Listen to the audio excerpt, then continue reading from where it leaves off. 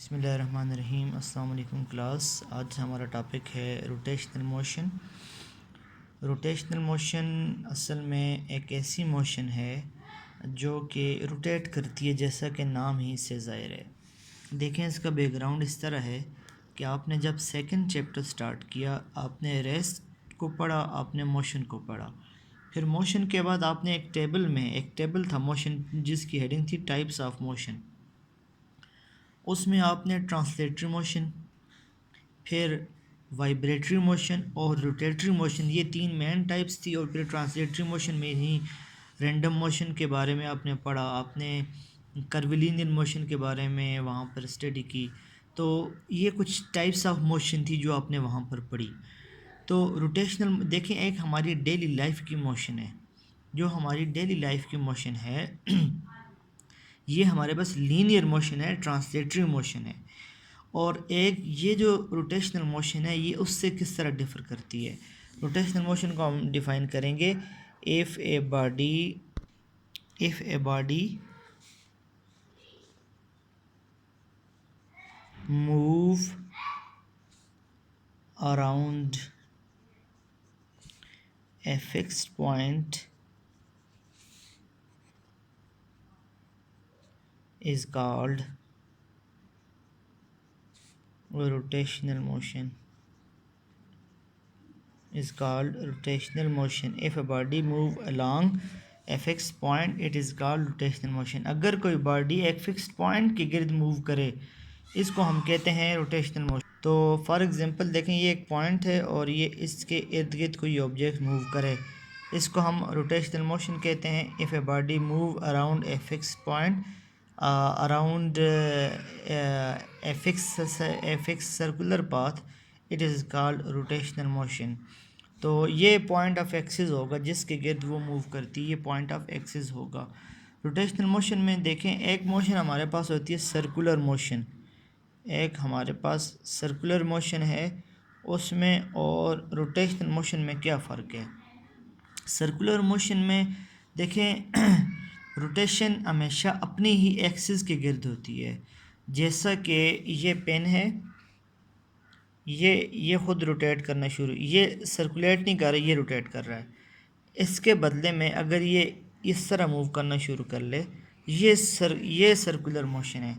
देखें, जो हमारे पास सन है, सन के इर्द गिर्द जो अर्थ की मोशन है, ये है सर्कुलर मोशन। जब किसी दूसरे एक्सिस के गिर्द कोई बॉडी मूव करती है, इसको सर्कुलर मोशन कहते हैं। और जब अपने ही एक्सिस के गिर्द कोई बॉडी मूव करती है, उसको हम कहते हैं रोटेशनल मोशन। तो रोटेशनल मोशन बेसिकली अपने एक्सिस के गिर्द है, किसी दूसरे एक्सिस के गिर्द नहीं है। अर्थ की अपनी, इसको आप स्पिनिंग भी कह सकते हैं, अर्थ की अपने इर्द गिर्द जो स्पिनिंग है उसको हम रोटेशनल मोशन कह सकते हैं। ठीक है, तो अर्थ रोटेशनल मोशन भी करती है, अर्थ सर्कुलर मोशन भी करती है। तो ये असल में रोटेशन है। इसकी डेली लाइफ में अगर हम एग्जांपल लें, देखें आपकी जो वॉशिंग मशीन है, वो जो एक फ़िक्स पॉइंट के इर्द गिर्द रोटेट करती रहती है। इसी तरीके से जो है हमारे पास जो जूसर मशीन है, उसमें देखें वो भी एक फ़िक्स पॉइंट में के बारे में इर्द गिर्द रोटेट करती रहती है। ये तमाम रोटेशनल मोशन की एग्जांपल है हम डेली लाइफ में इस्तेमाल करते हैं। ठीक है, अब एक पॉइंट है जिसको हम कहते हैं रिजिड बॉडी। ये बहुत इंपॉर्टेंट पॉइंट है। अगर रिजिड बॉडी को आप समझें तो बहुत सारी चीज़ें क्लियर हो जाएंगी। रिजिड बॉडी एक ऐसी बॉडी होती है, जब वो मूव करे तो उसकी मूव करने के साथ उसकी शेप डिस्टॉर्ट ना हो। A body whose shape does not distort when it move। एक ऐसी बॉडी जब वो मूव करे तो उसके मूव करने के साथ उसकी बॉडी डिस्टॉर्ट ना हो, उसकी बॉडी में चेंज ना आए।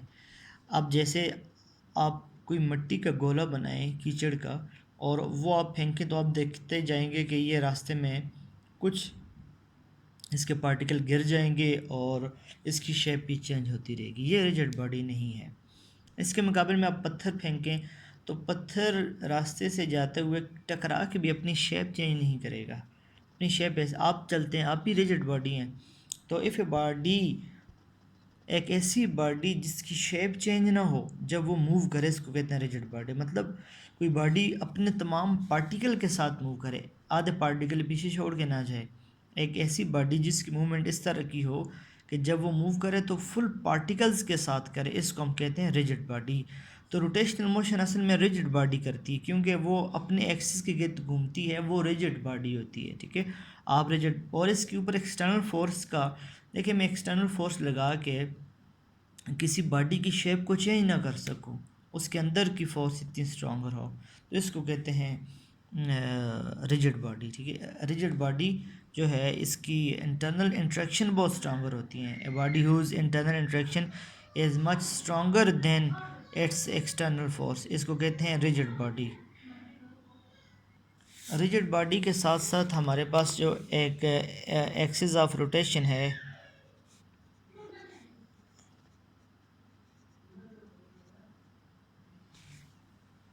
axis of rotation, the point about which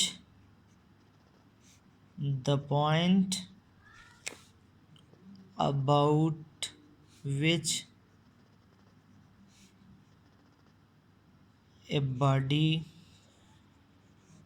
is rotating, the point about which a body is rotating is called axis of rotation। जैसे ये एक्सिस है, इसके गिर्द वो रोटेट कर रही है, तो एक्सिस ऑफ रोटेशन वो पॉइंट, अब फैन के सेंटर में जो पॉइंट होता है यानी जिसके गिर्द वो ऑब्जेक्ट मूव करता रहे, इसको आप कहते हैं एक्सिस ऑफ रोटेशन।